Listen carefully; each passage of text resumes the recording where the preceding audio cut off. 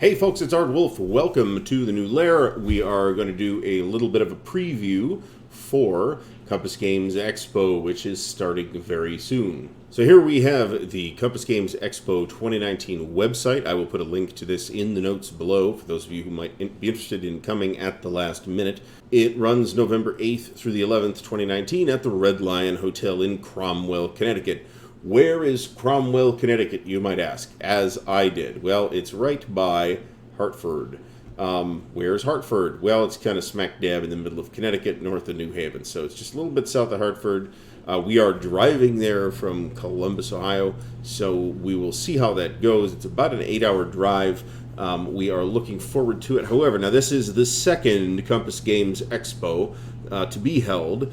Last one was 2018, and I have a friend who went with whom I am going this year, and he said it was a lot of fun, so I'm looking forward to it. Now, we do have on the registration page, you can register ahead of time, but I'm guessing if you just show up, it's just fine. Doors open early for initial setup on Thursday, November 7th at 7 p.m., so that's going to be our rough intention for arrival time, and they will close Monday, November 11th at 5 p.m. So if you have not noticed it yet, this is a bit of a weirdly scheduled event. It is Veterans Day weekend, and instead of being the traditional Thursday through Sunday con, it is a Friday through Monday con. I would imagine that Monday will be the day when everybody decides they're going to pack up and get out, so we'll see how that works.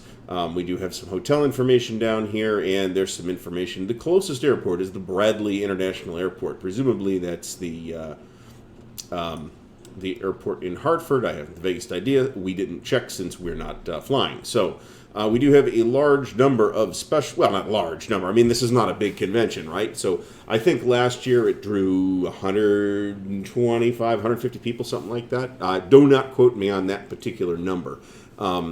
So it's a fairly small event, but it is all basically war games, and it is not, although you might assume at first, all Compass games. You'll see that when we get to the event list down below here. But this is the special events, and there are even here a couple of non-Compass things. There's an Axis and Allies tournament, for example. The rest of this stuff does appear to be Compass, the special events, does appear to be Compass Games stuff. Well, no, this Maori Warriors of the Long White Cloud, that actually is an upcoming Compass game. So, a couple things I am particularly interested in. There's some CSS stuff, this CSS boot camp. I might try and stick my face into that. And The Great Rebellion, the American Civil War by Don Johnson. The designer will be running a playtest there. This is his evolution of the design that began in the 70s with War Between the States from SPI. And thence to the later edition of that, which we are still currently playing, of War Between the States from Decision Games. So here's the big list of attendees. You can look at this if you want. This is contact information for those who wanted to give it up, so that you can contact people and get involved in stuff. I haven't actually done that, so I'm really pretty much okay playing it by ear. So we have the game signups. So the stuff in blue, I think, is the tournaments or special events, and the stuff in green is stuff that has a decent number of players. So we got some ASL stuff. We'll see. There's chances of there being some ASL hitting a table at some point is, I think, pretty good. Air and Armor, which is the old West End Games Air and Armor, that appears to have a whole bunch of people that put it in as second choice. I suspect that this was an organized move. Amateurs to Arms from Clash of Arms has a couple players as second choice. Beneath the Southern Cross. Now, if I'm not mistaken, and I easily could be, I think this is intended to be sort of a next generation of the classic flat top from Battle Line and then from Avalon Hill. I am actually quite interested in that as well. We'll see how it goes. It's supposed to be very detailed. They've added several layers. If this is the game that I think it is, they may have added several layers of Chrome to Flat Top, which is already a sort of complicated game. We've got Combat, the newish game from Compass. We've got the company scale system. I don't know what specifically, which title specifically is intended to be played here, but we'll see how that goes. We have End of Empire, which is and Empires and Alliances, which is another thing from Compass. Fields of Despair from GMT. I've played that; it's excellent. Other things that appear to be happening: Jaws of Victory from New England Simulations. I wonder if this is a playtest. I kind of think that it is. Given that they are called New England Simulations, that does suggest that they are in fact located in New England and therefore not all that far from Connecticut. So presumably these guys might have a decent presence here. We'll see. There will be video and reporting from the event, so stay tuned for that. Last Eagles, Ligny plus Quattrobra from Hexasim. I have one of these two games.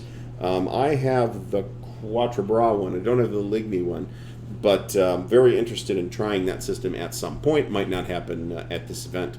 We got the Lock and Load Tactical Series from Lock and Load Publishing. I've played that too. I like it quite a bit. Napoleonics Area Game Any. I'm not sure that's hugely helpful. The GMT Napoleonic Wars, No Peace Without Spain. I'm particularly curious to see if we have a game of Nations in Arms. I don't see it here. That just released a new edition or new print run, I guess we'll say, from Compass Games just released. I did just get it. It looks pretty nice. I can't wait to dig into that. I did just find out that it is too big for my table because the maps are a little wider than what I typically expect from wargame maps. So that's a bit unfortunate, but it does fit my long-term table plan, just not the table arrangement that I have right now. So a Compass game that is not on the list here and that I'm particularly interested in. We do have Saipan, which is a CSS game. Here's the Great Rebellion again. Another thing that I'm sort of interested in is The War. Now, the European version, or the European volume in that series is out of print and no longer available. We'll see if I can score a copy. There is a flea market here. So we'll see how that goes. I do intend to take some video at the convention. We'll see what that turns into. I have plans, but a lot of times I make these kind of plans and the plans don't materialize, and then I feel like a dick for the plans not materializing. So I don't want to say what I intend to do, but we'll see how it goes. We got some World in Flames, War for the Union, which is a Compass Games, another strategic level Civil War game. That is a reprint of a game that I think originally came out from Clash of Arms. I didn't look any of this stuff up before the video, if you can't tell. But that's a fairly interesting looking game too, and it's reasonably well regarded. It's not like the timeless classic that is the Victory Games Civil War, but it's reasonably well regarded. It's supposed to be pretty decent, so I'm curious to see that in action as well. I'm signed up for stuff here, but who knows? I'm totally happy to play it by ear. If I end up playing, Twilight Struggle the whole time, that's cool by me. I hope not, but because I can play all the Twilight Struggle I can stomach locally here. So, Compass Games Expo, again, begins on November 8th. That is a Friday and runs through Monday, and we will be there for all 4 days of the event, and I'm looking very much forward to it. Stay tuned for more video on the Compass Games Expo, and we will see you from Cromwell, Connecticut.